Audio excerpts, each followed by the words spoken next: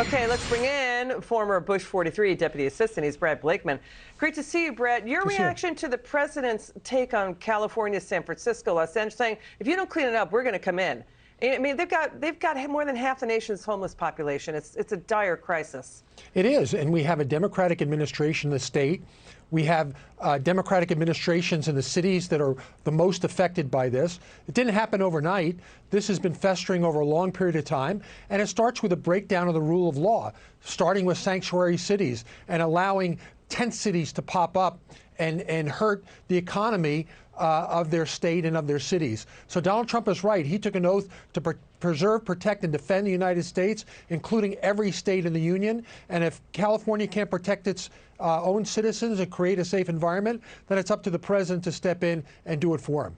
We keep hearing it's lack of affordable housing, that it's, state and local policies and building codes, rent controls. The governor's going to make, 300 state-owned properties available for, helping the homeless crisis there.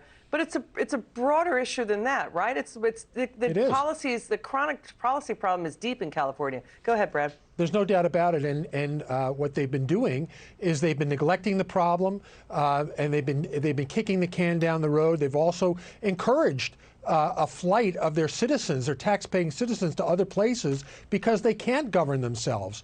And now it's become a public health crisis. Shame on them, California. They're the largest economy in the union. If they were a separate country, they'd be the 6th largest economy in the world.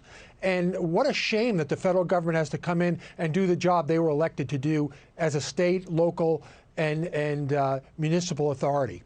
Brad, we're running out of time, but this story flew under the radar screen. Now, liberal think tanks and the New York Times finally saying, yes, the president's economic growth policies are behind the drop in people on food stamps. 5 million fewer Americans drawing food stamps. We know the president has been really tough on getting people out of welfare to work, but the Times and the think tank is saying improving employment opportunities and pay increases have made millions of workers, earning money, too much money, and so it's wage growth. Your take on that? Not too much money to be on food stamps. Let me finish that. Go ahead.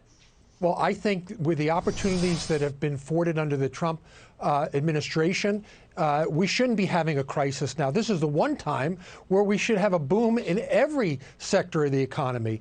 Let's remember, we're full employment.